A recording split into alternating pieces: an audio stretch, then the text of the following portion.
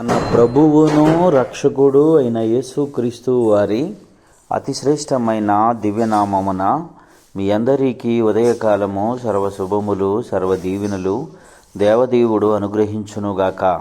Amen.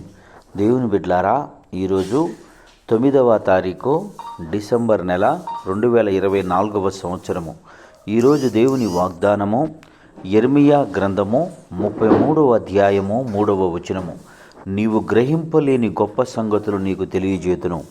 దేవుడు తన పరిశుద్ధ లేఖన భాగము నేటి ఉదయకాలము మీ వినికిడిలో మీ జీవితంలో ఈ వాగ్దానాన్ని దేవదేవుడు నెరవేర్చునుగాక.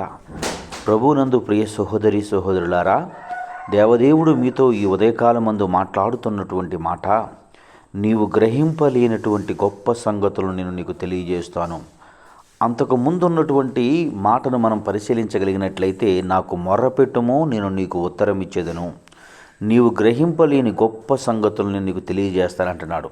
ప్రియ సహోదరుడా, నీవు ఆయనకు మొరపెడితే, మొర్ర అనగా నీ యొక్క అవసరతలు, నీ అక్కరలు, నీ కష్టాలు, నీ బాధలు, నీ కన్నీళ్ళు, నీ శ్రమలు, నువ్వు ఎదుర్కొంటున్న ఆర్థిక ఇబ్బందులు, నీకెదురవుతున్నటువంటి నిన్ను కృంగదీస్తున్నటువంటి పరిస్థితులు ఆయనకు చెప్పుకుంటే నువ్వు ఎలాగో వాటి నుండి బయటపడగలవో, ఎలా వాటి నుండి దేవుడు నిన్ను విడిపిస్తాడో, నీవు నీ జ్ఞానముకు అందనటువంటివి, నువ్వు జ్ఞానముతో ఆలోచించలేనటువంటి క్రియలు నీ చేత దేవుడు నీకు చేయిస్తాడు. సహోదరుడా, ఈరోజు నువ్వు ఏ స్థితిలో ఉండి ఈ మాటలు వింటున్నావో, ఏ పరిస్థితులు గుండా ఉండి నువ్వు ఈ సంగతులను ఆలోచించుకొనుచున్నావో, దేవుడు నీతోనే ఈ ఉదయకాలం ముందు ఈ మాటలు మాట్లాడుతున్నాడు. సహోదరి, యేసయ్య నీతో ఈ విషయాన్ని తెలియజేస్తున్నాడు. నీవు ఏ స్థితిలో ఉండి ఏ పరిస్థితుల గుండా నీ ప్రయాణం కొనసాగుతూ ఈ మాటలు వింటున్నావో, దేవుడు ఆ ప్రతి పరిస్థితి నుండి నిన్ను విడిపించడానికి, నువ్వు ఊహించలేనటువంటి నువ్వు చేసే కార్యాలను కందనటువంటి స్థితిలో దేవుడిని నిలపటానికి దేవుడు ఈ మాటలు నీకు తెలియజేస్తున్నాడు. కనుక ఆయన వైపు చూడు, నీవు ఆయనకు మొరపెట్టు.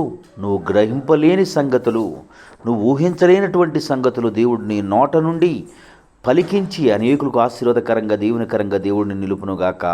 ఆమేన్. తండ్రి, నీకు వందనాలు, స్తోత్రములయ్యా. నేటి ఉదయకాలమందు నీ బిడ్డలైన వారు ఎందరు బిడ్డలు ఈ మాటలు వినుచున్నారు, వారందరి జీవితంలో ఈ వాగ్దానాన్ని నెరవేర్చి వారిని సంతోషపరిచి నీ కృపలో బలపరిచి నడిపించమని యేసయ్య నామం పేరట ప్రార్థన చేయుచున్నాను మా పరమ తండ్రి. ఆమేన్. తండ్రి అయిన దేవుని ప్రేమయు, కుమారుడైన యేసుక్రీస్తు వారి కృపయు, పరిశుద్ధాత్మ తండ్రి అన్యోన్య సావాసం ఇప్పుడును ఎల్లప్పుడూనూ ఆయన సన్నిధితో సదాకాలం తోడేండి ఎంబడించి నడిపించునుగాక. ఆమేన్. God bless you. దేవదేవుడు మిమ్ము దీవించి